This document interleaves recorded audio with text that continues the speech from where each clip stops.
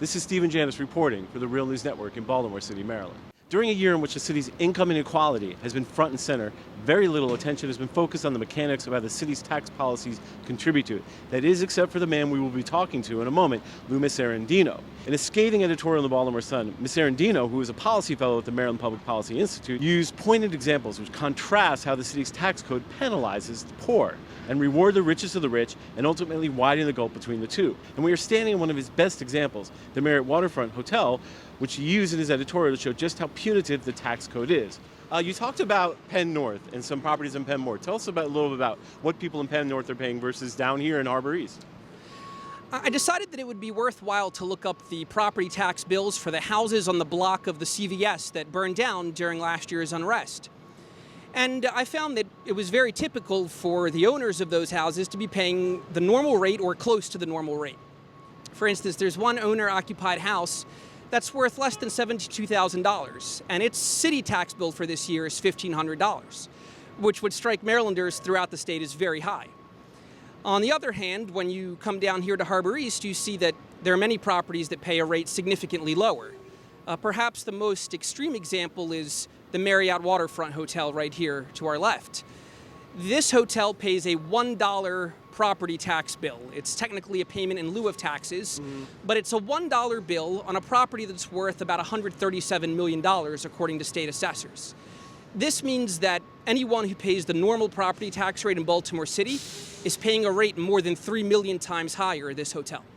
How is that possible? How is that sustainable? Okay, so this idea has been that we need to give these tax breaks out to create development in the city. But how is this sort of inequity sustainable in the long term for a city?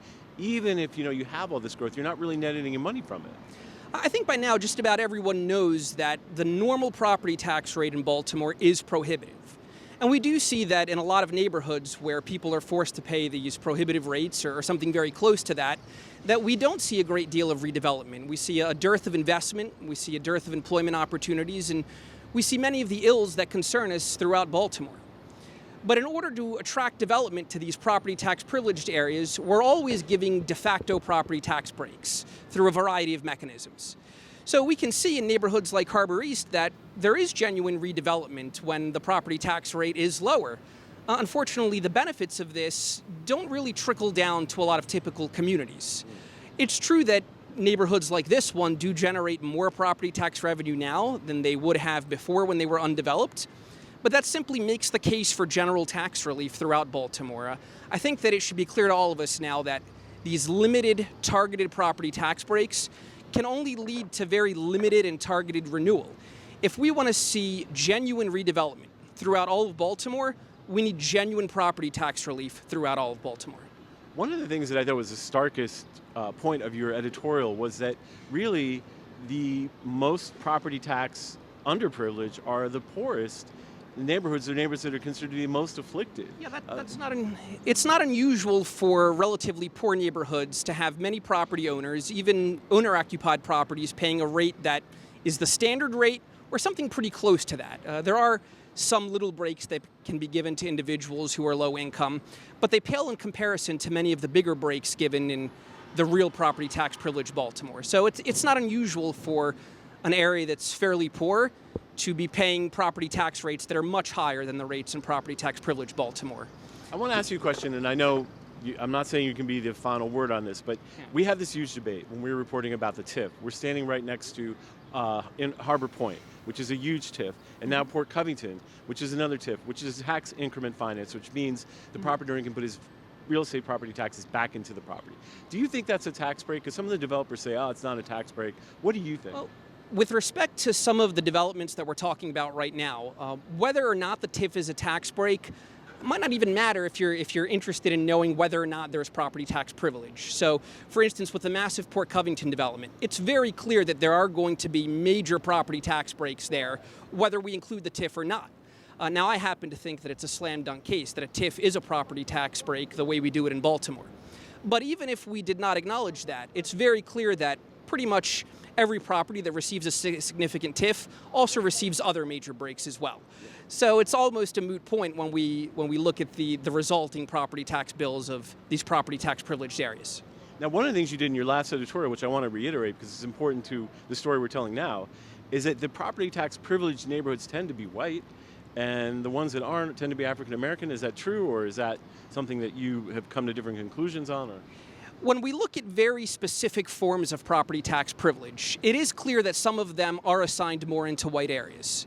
So the one that we talked about when we last spoke was the historic property tax credit. And it was very clear for the last year that the data was available that white neighborhoods receive that much more than African American neighborhoods.